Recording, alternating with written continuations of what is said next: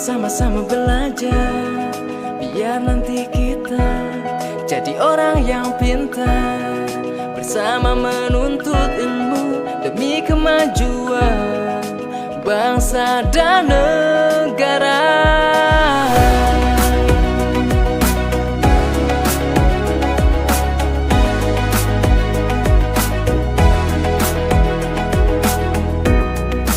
Berdedikasi dan semangat baca, raih cita-cita yang tinggi, tetap kreatif dan selalu dinamis, tetap aktif dalam berinovasi,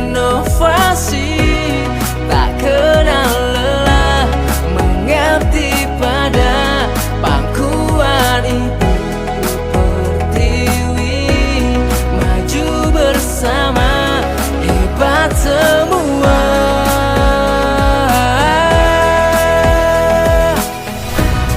Lakukanlah sesuatu, capai segera keinginanmu, agar arah tertuju. Tugas kita hanya satu, semangat belajar biar makin pintar, semangat belajar biar jadi pakar, semangat belajar biar makin pintar, semangat belajar biar jadi pakar.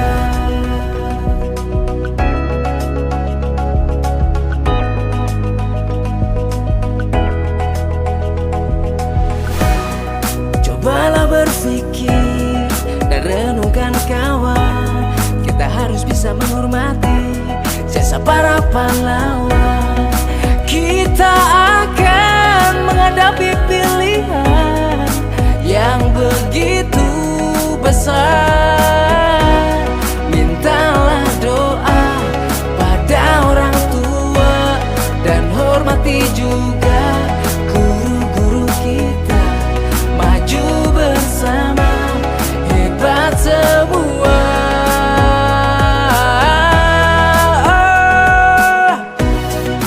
Lakukanlah sesuatu, capai segera keinginanmu, agar arah tertuju. Tugas kita hanya satu, semangat belajar biar makin pintar, semangat belajar biar jadi pakar, semangat belajar biar... Bismillahirrahmanirrahim. Assalamualaikum warahmatullahi wabarakatuh. Alhamdulillahirabbil alamin, wassalatu wassalamu ala asyrafil anbiya'i wal mursalin wa ala alihi wa sahbihi rasulillahi ajma'in, amma ba'du. Pertama-tama marilah kita panjatkan puji syukur kita kehadiran Allah Subhanahu wa taala, yang mana pada siang hari ini kita berkumpul di ruangan kepala sekolah guna mengikuti kegiatan diseminasi budaya positif calon guru penggerak angkatan 11 tahun 2024. Salawat serta salam tidak lupa pula kita kirimkan ke baginda Nabi Muhammad SAW dengan melafazkan Allahumma sholli ala sayyidina Muhammad wa ala ali sayyidina Muhammad. Yang terhormat Kepala Sekolah sekaligus calon guru penggerak angkatan 11 tahun 2024, Ustazah Enci Rosiana SPD. Yang terhormat rekan-rekan majelis guru yang mohon maaf tidak bisa saya sebutkan satu persatu. Sebelum kita memulai acara kita pada siang hari ini, kami mohon untuk terlebih dahulu kita sama-sama membacakan doa atau surah Al-Fatihah yang akan dipimpin oleh saya sendiri. Al-Fatihah. A'udzu billahi minasy syaithanir rajim. Bismillahirrahmanirrahim. Alhamdulillahi Rabbil Alamin. Ar-Rahmanirrahim. Maliki Yawmiddin.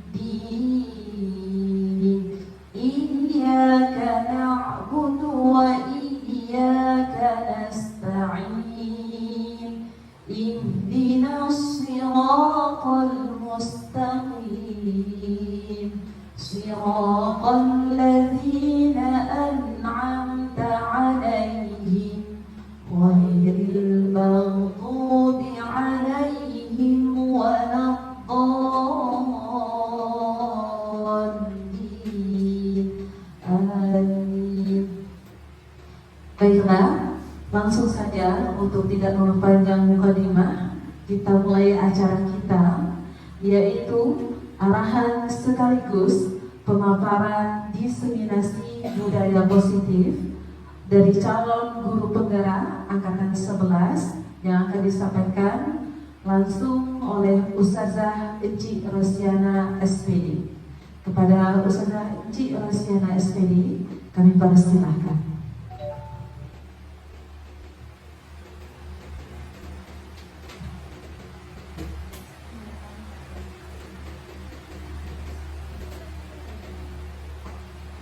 Bismillahirrahmanirrahim. Assalamualaikum warahmatullahi wabarakatuh. Alhamdulillahirabbil alamin. Wassalatu wassalamu ala asyrafil anbiya'i wal mursalin wa ala alihi washabihi rasulillahi ajma'in. Allahumma shalli ala sayyidina Muhammad wa ala ali sayyidina Muhammad. Yang terhormat wakil kurikulum dan wakil kepala sekolah yang hadir pada siang hari ini, serta rekan majelis guru yang hadir, Asatiz wal Asatizah pada pesantren Babis Baitul Quran, khususnya di unit SMA swasta Baitul Quran. Alhamdulillah pada siang hari ini saya membersamai ustazah semuanya dalam kegiatan diseminasi aksi nyata modul 1.4 CIP angkatan 11 Kabupaten Lingga, Provinsi Kepulauan Riau tahun 2024. Nah, sebelum saya memaparkan diseminasi ini adalah praktik baik. Ketika saya sudah mendapatkan ilmu dari fasilitator sebelumnya mengenai budaya positif. Jadi budaya positif ini wajib dipaparkan atau yang sifatnya aplikatif, di-sharing gitu, dibagikan ilmunya ke rekan-rekan gitu. Baik. Sebelumnya itu saya akan memberi dulu gambaran sedikit mengenai budaya positif ini serta bagaimana dampaknya kepada kehidupan kita di komunitas sekolah. Nah, yang pertama, aksi nyata modul 1.4 ini adalah modul budaya positif. Budaya positif ini adalah nilai-nilai, keyakinan, kebiasaan yang nantinya akan menjadi ciri khas dari komunitas sekolah kita.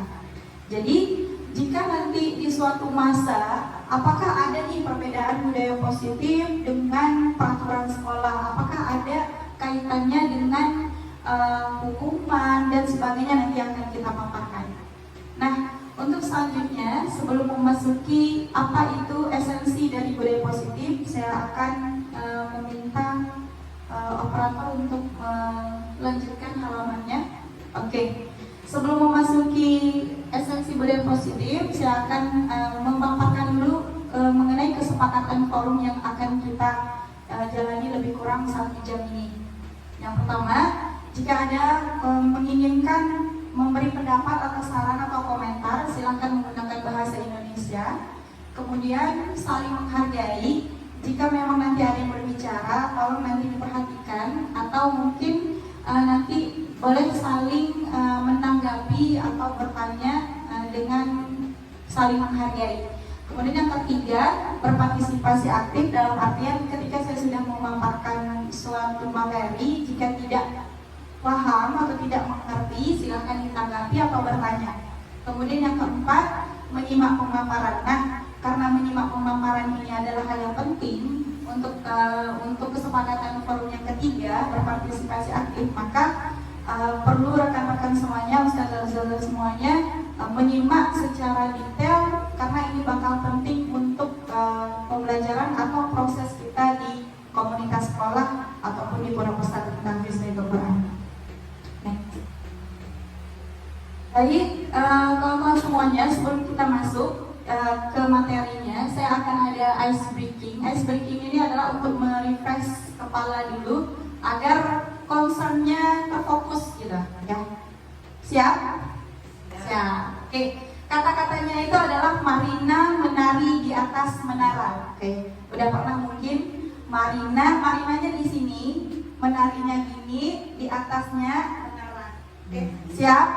Ini menara, menari, Marina di atas. Oke. Jadi dengarkan kalau misalnya saya bilang Marina.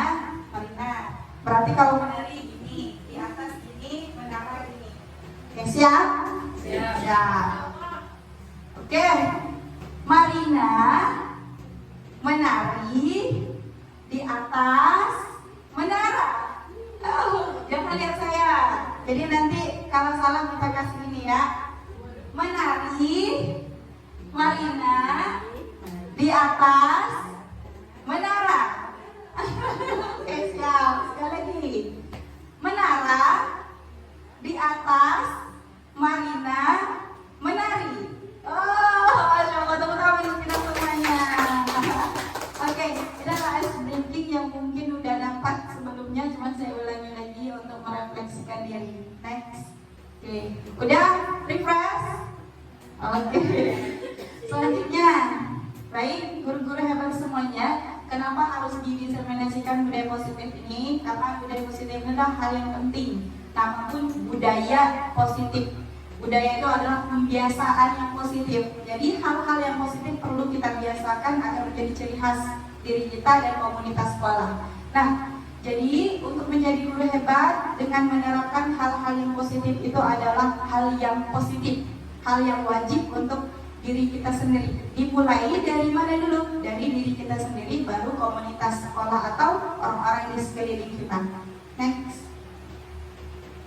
Nah, ini yang akan kita bahas, ada 7 topik. Yang pertama itu mengenai perubahan paradigma belajar. Nanti akan saya jelaskan secara detail. Kalaupun nanti kurang paham, kita akan tanya lagi, tanggapi, dan nanti akan kita tadaburi lagi apa itu paradigma belajar. Kemudian kebutuhan dasar manusia, keyakinan kelas, disiplin positif, motivasi perilaku manusia, nilai-nilai kebajikan itu ada apa aja. Kemudian posisi kontrol guru. Nah, karena semuanya ini adalah seorang guru, maka kita akan harus tahu posisi kontrol guru sekarang itu kita di posisi yang mana gitu. Nanti akan kita bahas. Kemudian yang terakhir itu adalah cara mengendalikan masalah dengan metode segitiga restitusi. Oke. Next. Nah, ini dia kawan-kawan semuanya.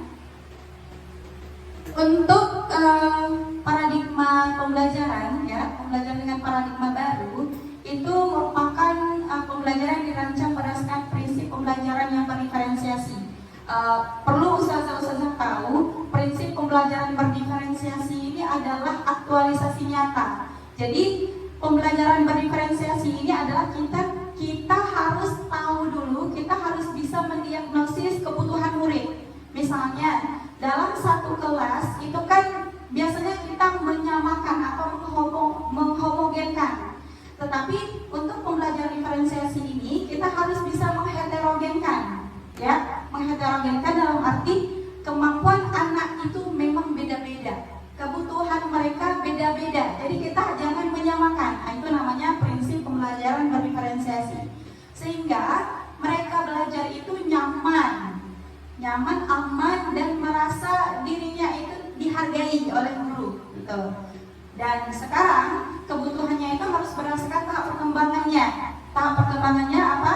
Sesuai dengan profil pelajar Pancasila. Ada apa saja profil pelajar Pancasila? Ada 6. Ya, pertama, profil pelajar Pancasila itu ada 6. Yang pertama itu berkebinekaan global, bernalar kritis, mandiri, beriman bertakwa, kemudian kreatif, dan gotong royong. Ini ada 6 yang paling penting dalam profil pelajar Pancasila. Next. Oke, kita langsung ke teori kontrol. Nah, ini sangat penting nih, miskonsepsi itu. Miskonsepsi dalam artian kita sering salah nih menilai kalau guru itu sebenarnya harus mengontrol murid.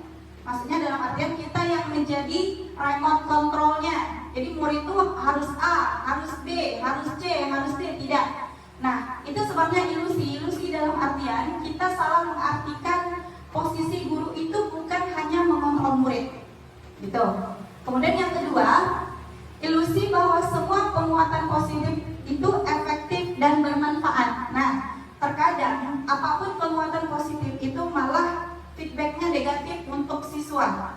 Jadi itu hanya sekedar ilusi ya. Jadi kalau ada kalimat semua hal yang positif kita lakukan itu tidak serta-merta di feedback positif oleh orang, gitu, orang lain. Jadi makanya kata-kata penguatan positif, efektif dan bermanfaat itu terkadang menjadi suatu ilusi terutama untuk seorang pendidik.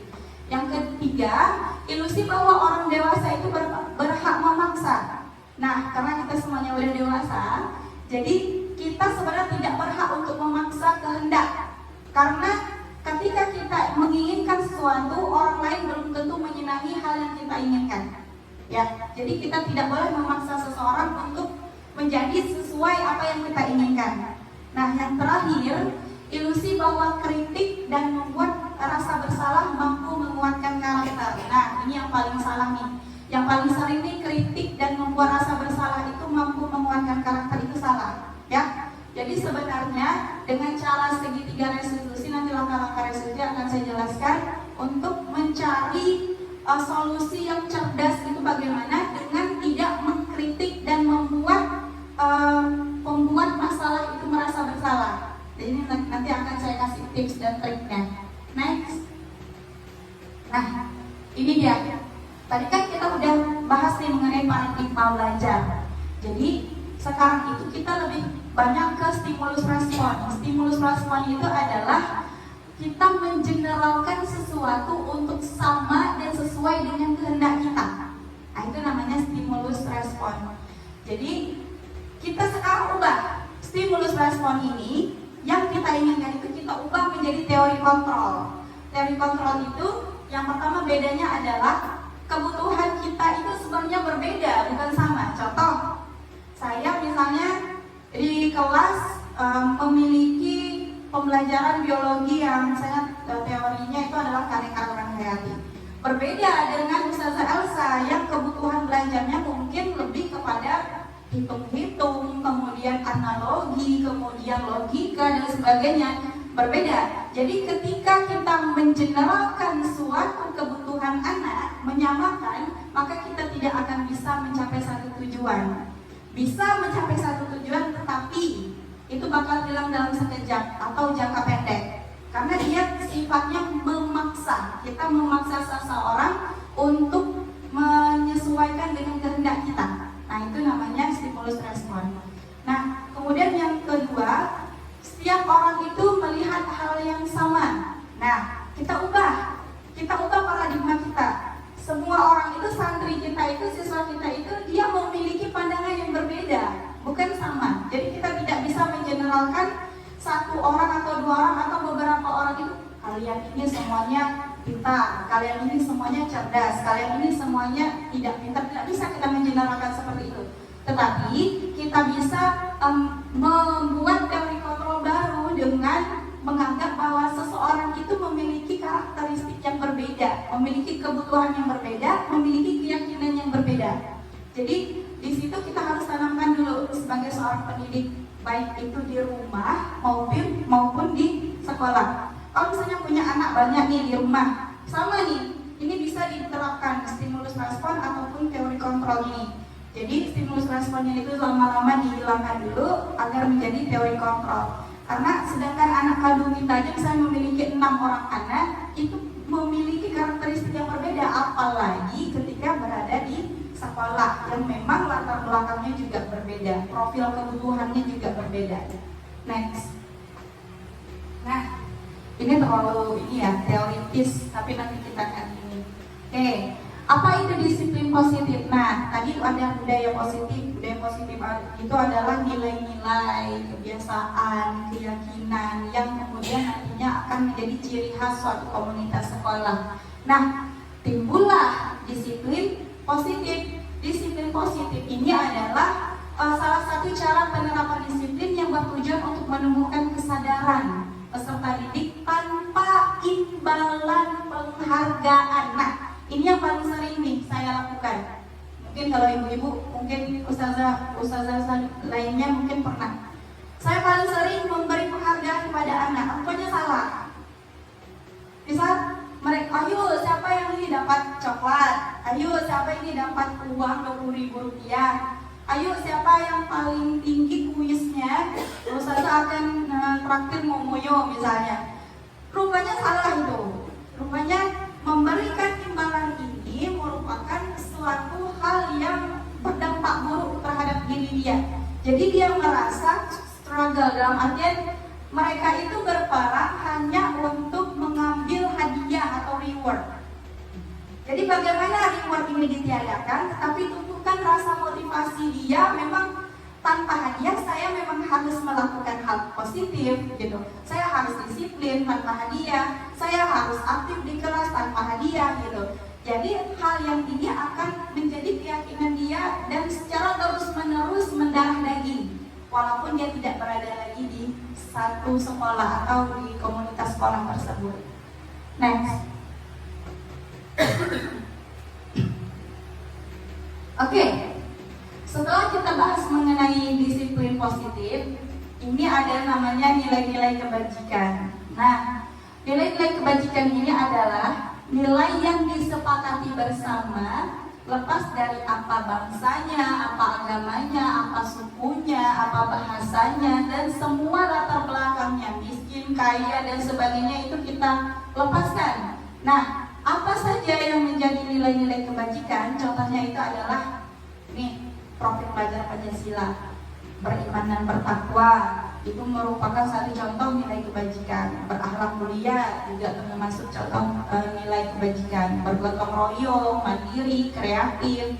Kemudian yang IBO Primary Years Program, ini juga memiliki, ini salah satu contoh lembaga pendidikan yang menerapkan nilai-nilai kebajikan di dalam visi dia, gitu istilahnya. Jadi IBO ini ada sikap toleransi, rasa hormat, integriti, mandiri, menghargai, antusias, empati, keingintahuan, kreativitas, percaya diri, dan komitmen. Nah, kalau kita, itu kan visi kita itu adalah mencetak generasi Qurani yang berakhlak dan berprestasi. Kira-kira nilai-nilai kebajikannya di mana?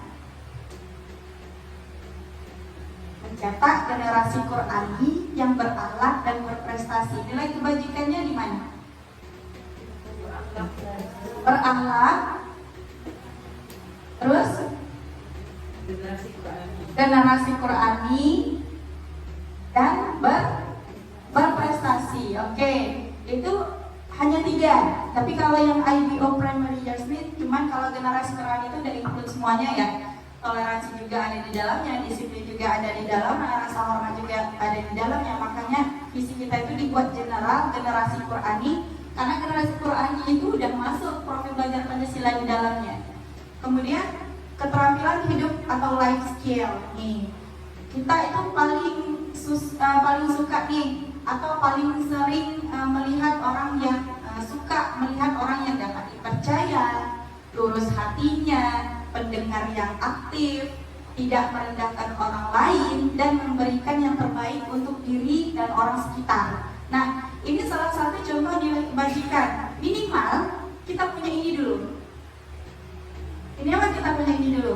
Kita jujur, kita amanah, kita bertanggung jawab, kita tenang, lurus hati, menghargai orang lain, disiplin, positif, tidak merendahkan orang lain, dan memberikan yang terbaik dari diri. Dalam artian, tidak hanya dalam satu komunitas kita memberikan yang terbaik, tapi di lingkungan sekitar kita juga memberikan yang terbaik. Misalnya untuk suami, untuk anak, untuk keluarga, semuanya kita memberikan nilai kebaikan di dalamnya.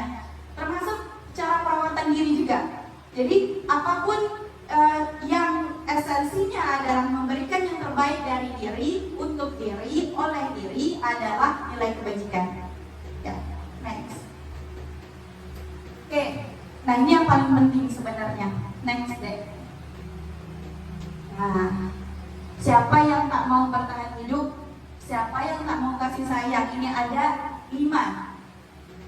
Sebenarnya 5 kebutuhan dasar manusia inilah yang akan menjadi tolok ukur kalau kita itu mampu menjadi atau menerapkan budaya positif atau tidak. Yang pertama, bertahan hidup. Bertahan hidup, makanannya kita butuh, pakaian kita butuh, tempat tinggal kita butuh, keamanan, kesehatan, ya. Kemudian kasih sayang dan rasa diterima. Nah, siapa yang tak mau dikasihi? Siapa yang tak mau disayangi? Tidak mungkin, karena ini adalah kebutuhan dasar kita sebagai individu, ya. Kemudian penguasaan. Penguasaan ini harga diri, keinginan untuk dianggap, memimpin, berprestasi, diakui, didengar, dihargai, itu merupakan suatu penguasaan. Ini butuh kita. Kemudian kebebasan. Siapa yang tak mau bebas? Tak mungkin. Tidak ada yang tidak mau terkungkung dalam satu, seperti kata dalam lemburung, tak mungkin. Kita itu mau hidup bebas, tidak mau terlalu fokus atau terlalu terikat akan aturan. Nah, jadi dengan cara apa? Mandirinya, memiliki pilihannya, mencoba hal baru, mampu mengendalikan arah dirinya. Karena yang mampu mengendalikan diri kita sendiri itu adalah diri kita sendiri. Karena kita tidak mampu mengendalikan orang lain, ya. Jadi sebelum mengendalikan orang lain, kita harus mengendalikan diri kita sendiri dulu. Nah, yang terakhir itu adalah kesenangan.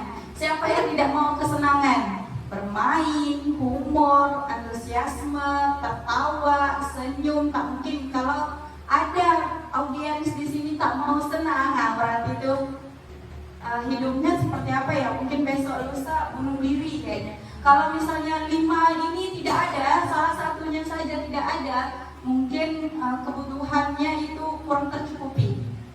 Kita harus tahu apa faktor penyebab masalahnya. Bisa jadi, misalnya Ustazah Elsa nih hari ini tidak senang.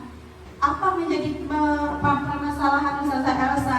Dia merasa tidak bebas, atau dia merasa kurang dikasihani, dikasihi, atau hari ini ada masalah makanan, atau hari ini ada masalah keuangan, atau masalah misalnya perasaan dan sebagainya. Semuanya saling terkait. Jadi ketika ada satu masalah aja tidak tercapai kebutuhannya, pasti ada faktor-faktor kebutuhan lain yang tidak tercukupi. Next. Nah, ini dia motivasi perilaku manusia. Yang pertama, kita itu sebagai manusia memiliki 2 motivasi. Yang pertama motivasi ekstrinsik yang dari luar, kemudian yang kedua motivasi intrinsik dari dalam. Kita itu butuh pengakuan sebenarnya, ya. Kita butuh pengakuan. Kita itu untuk mendapatkan imbalan dan penghargaan dari orang lain itu perlu sangat motivasi, ya. Kemudian yang kedua, untuk menghindari ketidaknyamanan atau hukuman. Betul tidak? Kalau misalnya kita melakukan sesuatu, terkadang terpaksa ketika melakukan sesuatu itu hanya untuk mendapatkan imbalan atau penghargaan dari seseorang. Ada enggak? Ada? Pernah? Oke. Termasuk saya, ya. Yang paling sering itu saya itu menghindari hukuman. Paling saya tidak suka misalnya harus memakai sepatu. Kalau di sekolah dulu harus memakai sepatu lengkap walaupun dalam keadaan basah karena tidak mau dihukum. Nah, itu waktu SD, waktu SMP, masih waktu SMA. Dalam keadaan basah pun masih dipakai walaupun kondisinya basah dan itu berdampak negatif untuk kesehatan, tapi tetap dipakai karena untuk menghindari hukuman tadi. Yang kedua, motivasi intrinsik. Motivasi intrinsik ini adalah motivasi yang timbul dari dalam diri kita, ya, untuk menjadi orang yang mereka inginkan dan menghargai diri sendiri dengan nilai-nilai yang mereka percaya. Next. Nah, ini yang akan saya bahas secara detail. Nanti mungkin Ustazah boleh menanggapi atau bertanya mengenai perbedaan hukuman, konsekuensi, dan restitusi, ya. Nah, paling sering kita untuk menangani masalah santri atau siswa kita itu kita menggunakan hukuman, ya. Paling sering tak? Paling sering itu yang mana coba? Hukuman. Oke. Sekarang kita ubah polanya, ya. Kalau di pesantren itu rata-rata pasti hukuman. Kalau misalnya berkata kotor, memakan cabai atau tidak. Kalau merokok misalnya gundul, atau ketahuan berpacaran gundul dan sebagainya. Nah, hal-hal yang seperti ini kita ubah menjadi restitusi.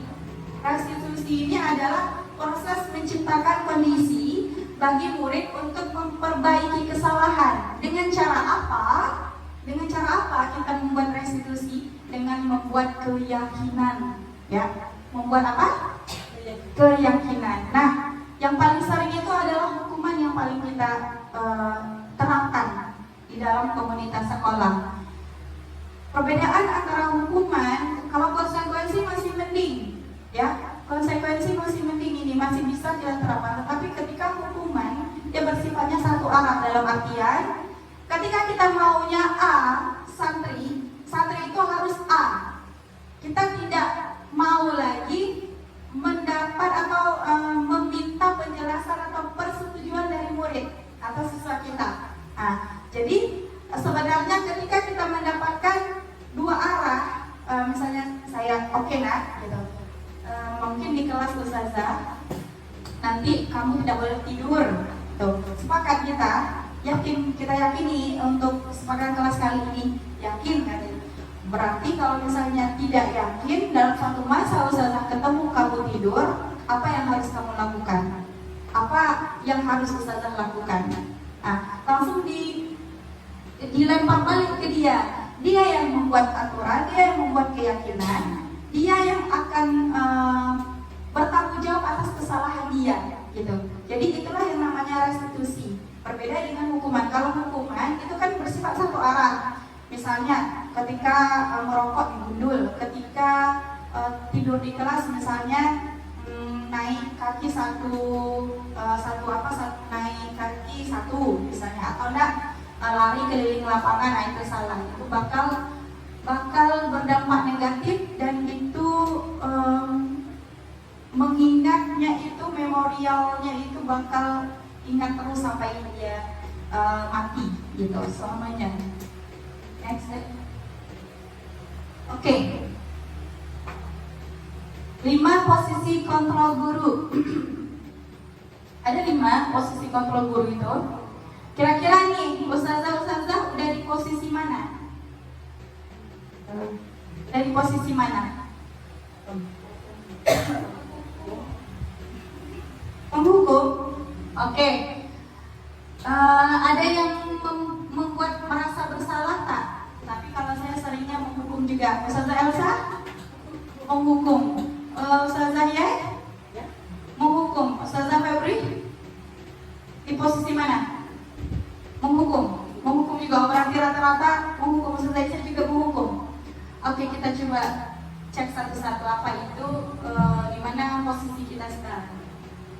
Ya, ini dia. Ketika kita menjadi posisi kontrol guru sebagai penghukum, itu contoh kalimatnya ketika kasus siswa tidak memakai atribut lengkap saat upacara bendera. Hormat sana kamu selama 1 jam, hormat bendera. Itu salah satu contoh penerapan posisi kontrol sebagai penghukum, ya. Jadi dampaknya itu sangat negatif, ya, termasuk bermain fisik gitu. Kemudian pembuat merasa bersalah, ya. Berapa kali sih ibu bilang udah harus memberitahu kamu selalu saja mengecewakan ibu bapak. Nah, jadi murid itu merasa bersalah ketika kita ini seperti meminta belas kasih daripada murid. Kamu ini, katanya, kamu tuh enggak, saya ini dimarahin sama kepala sekolah gara-gara kamu. Nah, itu termasuk pembuat merasa bersalah. Next. Contoh kalimat selanjutnya sebagai teman. Ini juga salah ya. Ayo dong ikuti aturan sekolah, tolong bantu bapak ya sekali ini. Ya sudah, tidak apa-apa, lain kali jangan sampai berbuat seperti ini lagi ya. Ini ada toleransi di sana. Ayo dong gitu, ikuti aturan sekolah, nanti bapak dimarahi. Ayo dong ini seperti menegur temannya. Nah itu salah juga. Ini posisi kontrol sebagai teman ini adalah hal yang paling rentan karena anak bisa tidak menghargai guru. Ya. Kemudian yang selanjutnya sebagai pemantau. Pemantau ini adalah dia itu cepat-cepat memberi sanksi ketika ada yang melanggar. Ya, kamu sudah melanggar peraturan sekolah. Ini sangat prinsip sekali gitu orangnya. Terus baku sekali orangnya, taat aturan. Ini orang pemantau itu namanya. Kamu sudah melanggar peraturan sekolah, kamu tahu kan konsekuensinya. Setelah upacara kamu beli atributnya ke koperasi dan jangan diulangi lagi. Sebenarnya pemantau ini masih tahap masih tahap wajar. Cuman dia lebih kepada mengikuti aturan sekolah baku gitu. Ya, tidak fleksibel orangnya. Next. Ini dia sebenarnya. Kita tuh dituntut untuk menjadi manajer. Manajer itu adalah contoh kalimatnya. Apakah kamu tahu kesalahanmu apa? Nanti ditanya baik-baik gitu. Kira-kira bagaimana kamu memperbaiki kesalahanmu ini ketika kamu tidak membawa atribut ke sekolah? Apakah harus ini? Apakah harus ini? Apakah harus ini? Kita kasih beberapa opsi biar dia memilih apa yang harus ia lakukan ketika ia sudah melakukan kesalahan gitu. Next. Nah, coba next lagi deh. Posisi kontrol apakah aku? Nah, ini coba pilih salah 1, 2, 3, 4, 5, salah 5. Ibu kecewa sekali dengan kamu. Itu posisi kontrol mana coba? Oke, buat merasa bersalah. Next. Kamu tidak pernah benar melakukannya.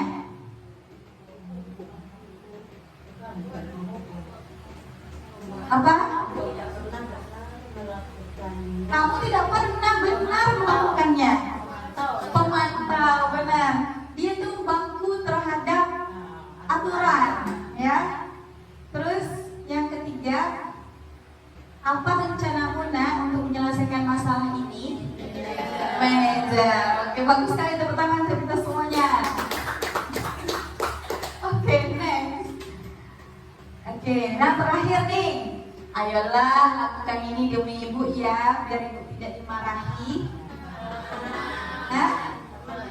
Teman. Ayolah lakukan ini demi ibu ya, biar ibu tidak dimarahi. Iya betul, sebagai teman. Ayo dong, ayolah, jangan gitu dong, nanti ibu dimarahi. Ya, itu sama kayak teman, kayak menegur teman. Oke, next. Nah, ini keyakinan kelas. Nanti akan saya kasih gambaran macam mana cara saya membuat keyakinan kelas di kelas 12B kemarin. Nah, yang pertama, langkah pertama yang harus kita lakukan ketika ingin menerapkan model positif, yang pertama itu adalah kita harus masuk ke kelas dan menanyakan keyakinan kelas untuk anggota kelas kita. Keyakinan kelas itu boleh kita improve dari peraturan sekolah atau kita buat sendiri berdasarkan kesepakatan kita bersama.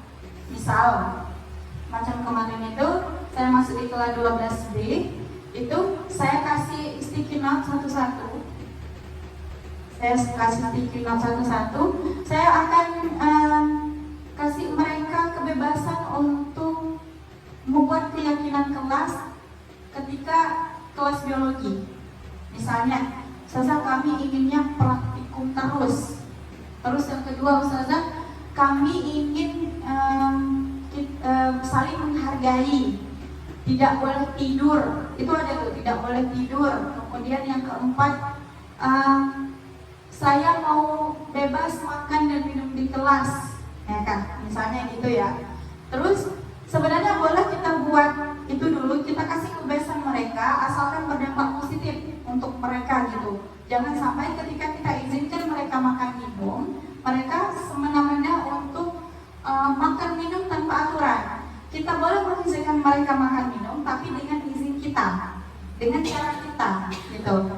Boleh nggak makan minum, tapi dengan izin ustazah, atau boleh nggak makan silahkan asal nanti makannya tidak berat-berat. Mungkin nasi goreng kita letakkan di situ kan di kelas, itu tidak sopan ketika orang sedang menjelaskan makan gitu. Cuman boleh kita izin makan, tetapi dengan izin kita dulu gitu. Next. Nah, ini yang terakhir ya, pembahasan terakhir. Nanti akan kita diskusi bersama mengenai budaya positif ini. Nah, yang ketiga, ketika suatu orang siswa atau santri melakukan kesalahan misalnya tidur di kelas, kita tidak boleh terlibat sebagai penghukum tadi. Kita harus sifatnya profesional sebagai apa tadi? Manajer, benar. Ketika manajer udah bertindak, ia pasti akan menemukan masalah-masalah dan menyelesaikan masalahnya dengan tahap segitiga restitusi. Ya, apa itu segitiga restitusi? Segitiga restitusi namanya ini, segitiga restitusi ini. Ya, dia itu proses dialog, ya, proses dialog antara guru dan murid, ya, untuk mempertanggungjawabkan kesalahan yang udah dia perbuat berdasarkan keyakinan kelas yang udah kita sepakati. Jadi langkah pertama itu kita harus bikin keyakinan kelas dulu. Ketika dia melanggar, kita mengendalikannya dengan segitiga restitusi ini. Misalnya anak tidur, sedangkan tidur tadi udah kita catat sebagai keyakinan kelas, udah kita sepakati bersama, tetapi dia tetap melanggar. Caranya gimana menegurnya? Dengan segitiga restitusi ini, ya. Pertama, next. Nah, yang pertama, prinsip menstabilkan identitas. Ya, kita panggil anaknya, kita menstabilkan identitas dia dulu. Terus dikasih tahu dengan kalimat-kalimat opsi seperti ini. Boleh dimodifikasi dengan kalimat sesuai ustaz-ustaz saya inginkan. Misalnya, nah, berbuat salah itu wajar, tapi misalnya kan tidak ada manusia yang sempurna. Nah, ustazah aja mengantuk pagi-pagi, tetapi itu wajar enggak ketika pagi-pagi kamu mengantuk ketika guru sedang menjelaskan? Kita lempar balik ke dia yang udah buat keyakinan, tetapi harus dipertanggungjawabkan ketika ia melanggar. Itu namanya restitusi. Berbeda dengan hukuman. Ketika kita sudah udah baku nih satu hukuman nih, kita tidak mau lagi mendengar pendapat murid. Yang pasti kamu udah melanggar, kamu salah gitu. Berbeda dengan restitusi. Kita dengarkan apa yang dia inginkan. Misalnya dia menghafal sampai jam 10 malam nih, tahfiz. 10 sampai jam 12 malam ustazah kami nggak tidur. Alhasil paginya dia ngantuk. Kita tanya, latar belakang dia mengantuk itu seperti apa? Kenapa? Ya. Tapi kalau misalnya kebiasaan ini secara berulang-ulang terus menerus, kita boleh melakukan menstabilkan identitas dia.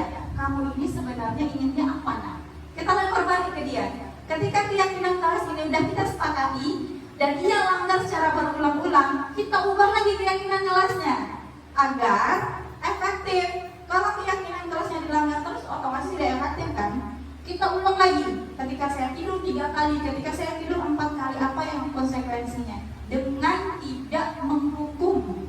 Dalam artian, sebenarnya kemarin saya itu sangat sebenarnya sangat rentan ketika restitusi ini diterapkan di pondok pesantren, karena rata-rata pondok pesantren itu aturannya padat sekali, aturannya itu susah untuk diadaptasi atau dimodifikasi menjadi restitusi. Susah, itu butuh waktu mungkin 2-3 tahun, dan itu butuh guru-guru yang memang paham akan permasalahan anak.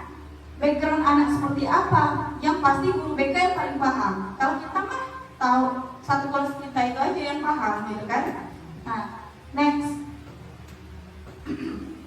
Yang kedua, langkahnya adalah validasi tindakan yang salah. Nah, caranya kita boleh menanyakan hal-hal yang seperti ini yang udah saya tampilkan.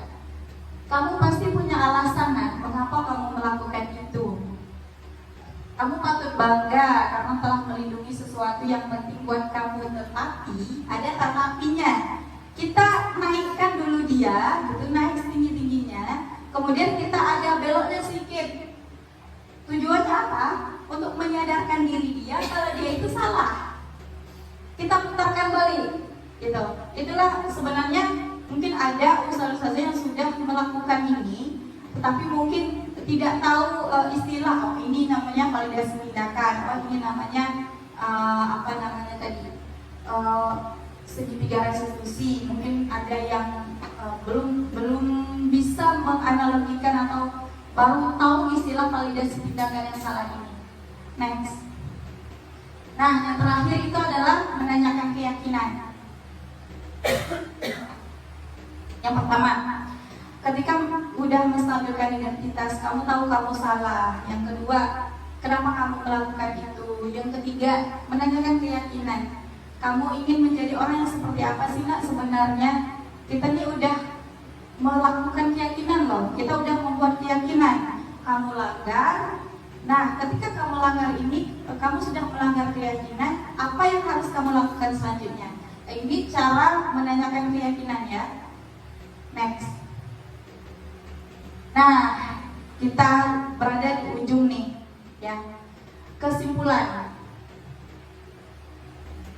Kesimpulannya, dalam penerapan program disiplin positif ini, hendaknya guru memiliki standar kepribadian profesional. Nah, ada berapa standar kompetensi guru? Yang pertama ada apa? Kompetensi kepribadian. Yang kedua, profesional. Kemudian yang ketiga, sosial. Yang keempat, pedagogik. Oke, yang kelima, sosial, kepribadian, pedagogik. Oke, ulang lagi. Pertama, kita harus profesional, kita harus memiliki kompetensi sosial, kita harus memiliki kompetensi pedagogik, kemudian kita harus memiliki kompetensi kepribadian. Oke. Baik, kita lanjutkan untuk kesimpulan untuk budaya positif kali ini, yaitu dalam penerapan program disiplin positif, hendaknya guru memiliki standar kepribadian, profesional dan sosial yang baik, di mana guru mampu merefleksikan dirinya dalam posisi kontrol saat ini. Bagaimana perlu perjalanan dirinya sebagai among itu sebagai manajer ya, yang menuntun murid untuk menjadi insan yang mandiri, merdeka dan bertanggung jawab sesuai dengan standar nasional pendidikan. Oke, selanjutnya ada pertanyaan, kami persilakan. Oke, silakan Ibu Ustazahnya.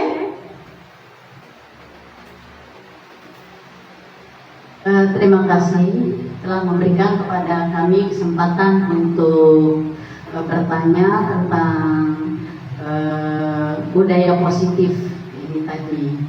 Tadi ada penjelasan tentang cara membuat keyakinan kelas itu.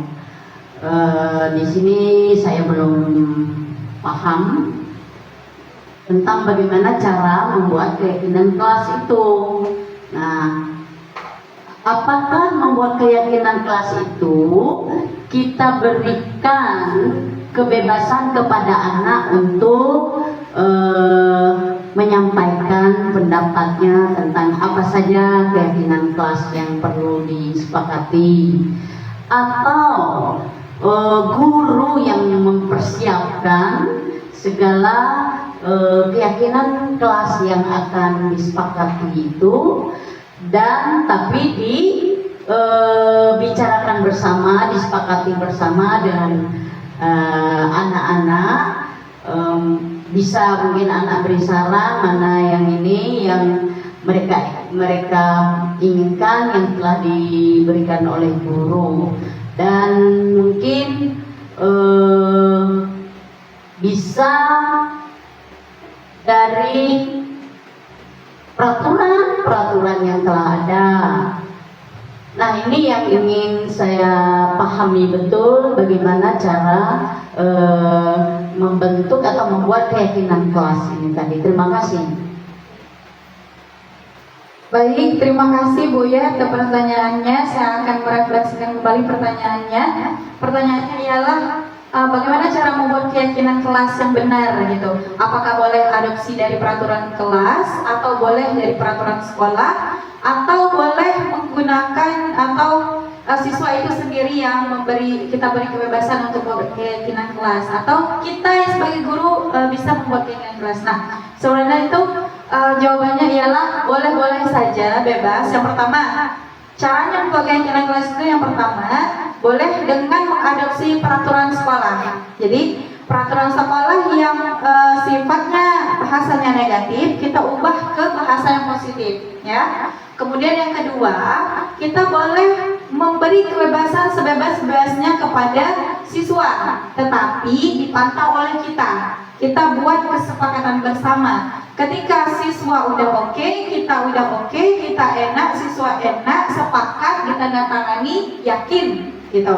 Terus yang ketiga, apakah boleh dari guru saja satu pihak? Boleh dari guru, tetapi disepakati bersama. Ya, jadinya bukan satu pihak, jadinya dua pihak yang menyetujui, kita dan anggota kelas. Jadi ketika kita sudah sepakat, makanya yakin, kemudian kita tangani dan insya Allah akan bisa berdampak kepada diri mereka terhadap kelas kita. Baik, itu mungkin Ustazah Yai. Gimana lagi Ustazah?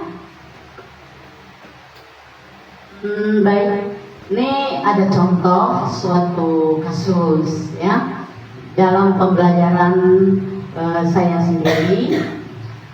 Jadi itulah, sebelumnya memang kami sudah buat kesepakatan bahwa untuk anak-anak di saat belajar boleh minum, tapi makan yang tidak diperbolehkan.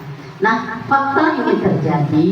Nah, apakah saya sebagai guru tadi sikap yang saya buat tadi termasuk enggak kepada arah segitiga restitusi ini? Ceritanya ketika saya mengajar, ternyata adalah anak ini mau makan mie instan ini dan tercium oleh saya baunya, sehingga waktu itu saya tidak berkata keras, tidak melakukan fisik gitu. Cuman dari kalimat saya, cuman mungkin ya ada kata ancaman lah. Bunyinya bahwa saya memberitahu kepada anak tersebut bahwa kamu ini sudah melanggar apa yang sudah saya sampaikan sebelumnya. Minum boleh, tapi makan tidak. Ternyata kamu makan. Nah, kalau ini diteruskan, maka makanan tersebut akan saya ambil dan akan saya buang. Dan ternyata anak ini dia langsung berbuat langsung menyimpan makanan tersebut dan mengatakan tidak, saya disimpannya makanan. Setelah itu kita mulai lagi pembelajaran. Jadi apakah sikap saya tadi sudah masuk kepada segitiga restitusi atau masih ada ancaman itu? Nah, ini yang ingin saya sampaikan. Terima kasih. Oke, baik, bagus sekali pertanyaannya Ibu.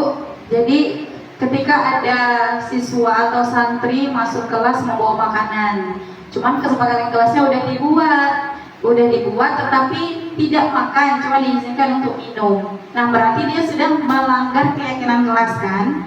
Keyakinan kelas apa yang udah dilanggar? Tadi makan minum. Jadi Ustazah Yai mengizinkan untuk minum saja, makan tidak. Nah, yang pertama yang perlu Ustazah Yai lakukan adalah Ibu Yai boleh menegur pada saat jam pelajaran itu, cuman tidak dengan cara menghardik atau menghina atau main fisik gitu caranya. Terus boleh dipanggil anak yang bersangkutan ketika di luar kelas untuk proses dengan langkah-langkah segitiga restitusi, tapi di luar kelas ketika istirahat atau pas pulang sekolah gitu. boleh melakukannya. Kemudian ketika anak itu sudah tidak melakukan kesalahan, maksudnya sudah jera gitu, ya tidak perlu ini lagi, tidak perlu kita melakukan langkah-langkah segitiga restitusi lagi. Ketika di satu saat atau di tempat dia sudah mengakui kesalahannya, tidak perlu lagi sebenarnya ya.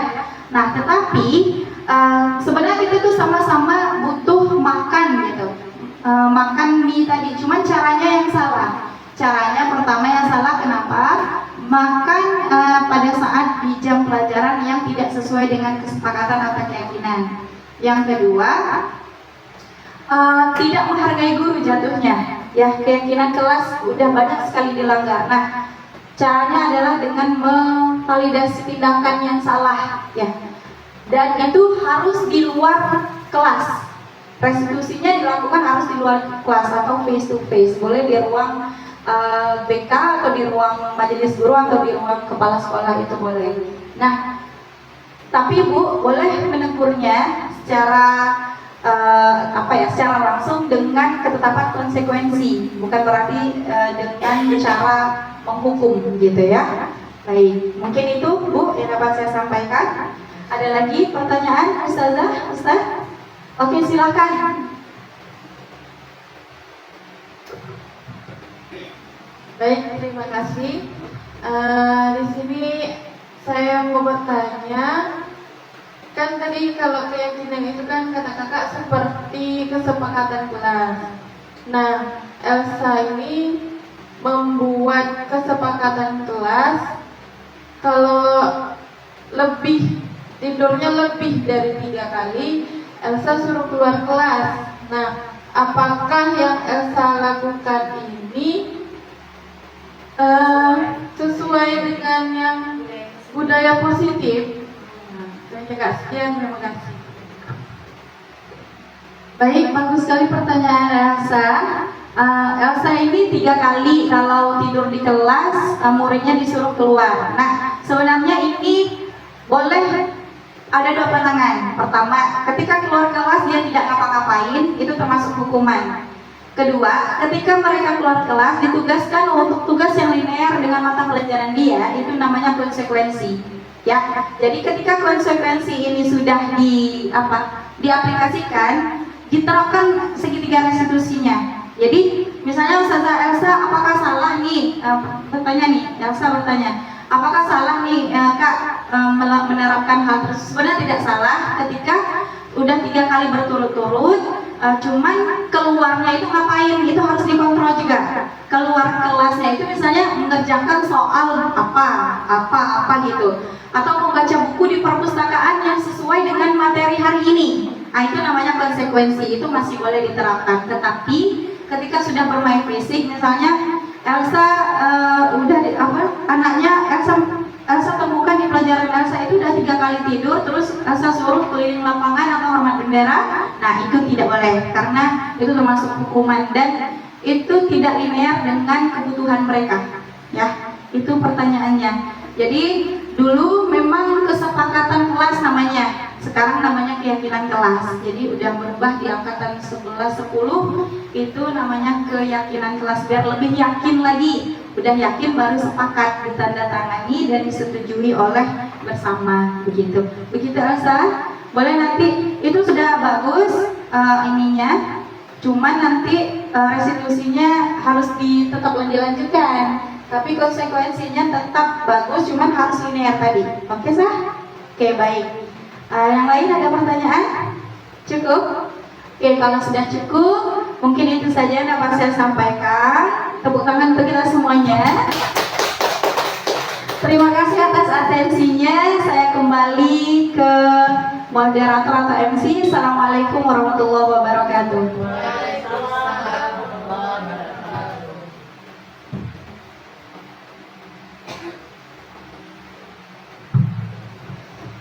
Baik, yang saya hormati Kepala Sekolah, sekaligus calon guru penggerak angkatan 11 tahun 2024 di SMA Swasta Baitul Quran, dan yang saya hormati rekan-rekan majelis guru yang masih hadir di acara kita, yaitu diseminasi budaya positif oleh calon guru penggerak angkatan 11 tahun 2024. Demikianlah pemaparan materi yang disampaikan oleh Ustazah Cik Rosiana SPD. Berakhirnya dengan pemaparan materi tersebut, maka berakhir pula kegiatan kita pada sore hari ini. Saya sebagai MC selaku memandu acara pada sore hari ini memohon maaf apabila terdapat kesalahan. Sebelum kita menutup acara ini, kita bacakan dulu doa kafaratul majelis. Subhanakallahumma wa bihamdika asyhadu an la ilaha illa anta astaghfiruka wa atubu ilaik. Saya akhiri dengan wabillahi taufiq wal hidayah. Wassalamualaikum warahmatullahi wabarakatuh.